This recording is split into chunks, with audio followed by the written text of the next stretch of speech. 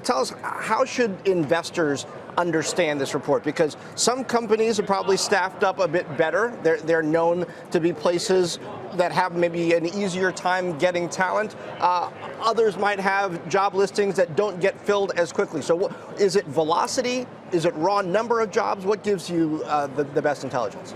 So the reason that we do this is we think that job postings is a forward indicator of hiring down the road. And what we've been seeing all year is a pretty healthy rate of growth. We're talking 2 to 3% month-on-month job gains or hiring indicators as a forward indicator based on these posting indicators.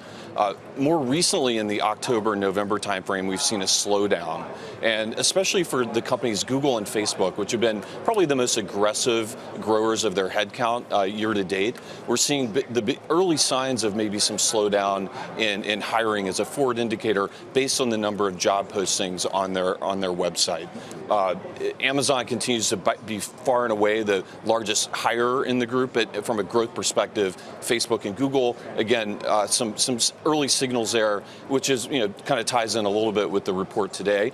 Maybe we will see a little bit of a slowing of hiring going forward within the internet group. So when you look at AWS versus Google Cloud, AWS about 6 times as many job openings, yeah. But Google's got to hire a lot of people if they intend to catch up. How should investors interpret that? Just their capacity? Why? Yep. So this is another good reason to look at this data, which is the new CEO of Google Cloud coming in, meant to bring in more of a focus on the enterprise. Like you said, they need to hire more people, particularly on the sales and service side, to execute on that opportunity. Will we start to see that show up in the job postings on their site? We're not seeing it in November. He just joined, he hasn't actually even kind of officially gotten started, but this is another reason to track this kind of data monthly. Like you said, they're way behind the competition in terms of hiring. They need to catch up. We're not yet seeing in the data, but we're certainly monitoring it. All right, let's bring in Mark Mahaney now as well, joining us, I believe, from One Market in San Francisco.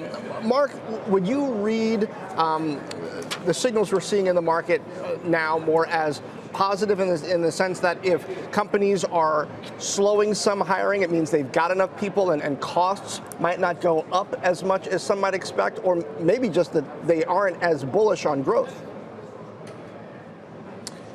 Let's see. I'd be very surprised if there was any dramatic inflection point in the investment spends that we're seeing from these investment spend levels that we're seeing from these companies. So I'll leave the jobs number, the tech jobs number aside just for a second.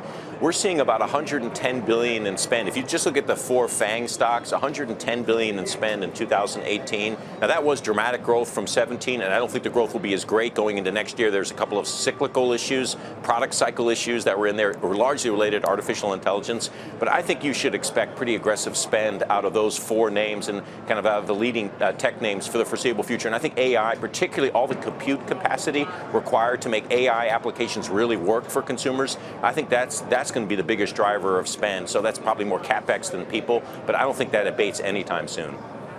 And then where do they find these people? I mean, we heard Jamie Dimon talking yesterday about all the efforts that JP Morgan Chase is making to build a pipeline to stream talent into the bank. Where do all these FANG companies get the people who are prepared to work on AI? Mark Mahaney.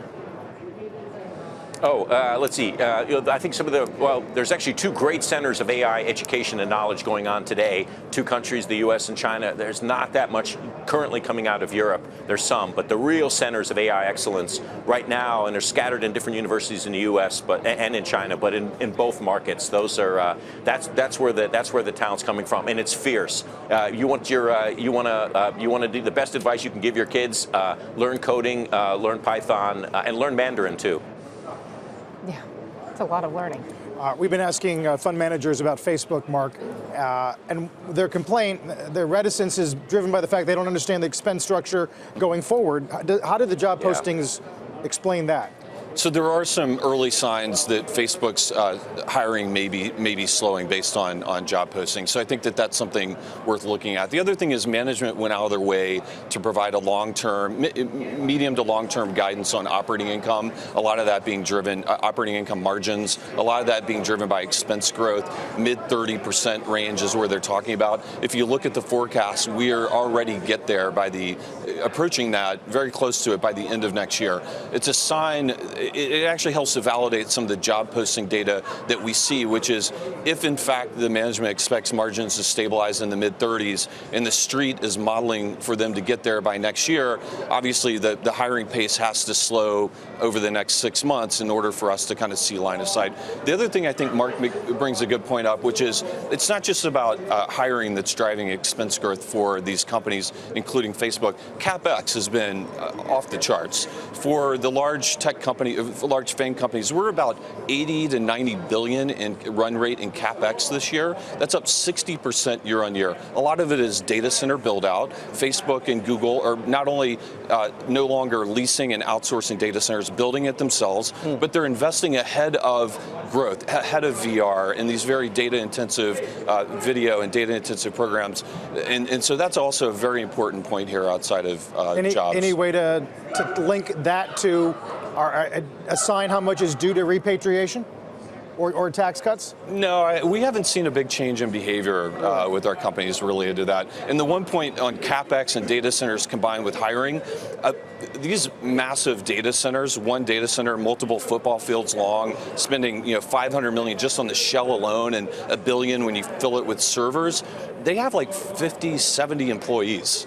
So it's pretty interesting. Automation and the investment in technology, yes, they have to hire AI engineers to build the software that runs on those, but the actual operation, the hiring needed to run these data centers is quite minimal. And it speaks to the automation. We've talked about robotics and Amazon fulfillment centers. There's a lot of that going on.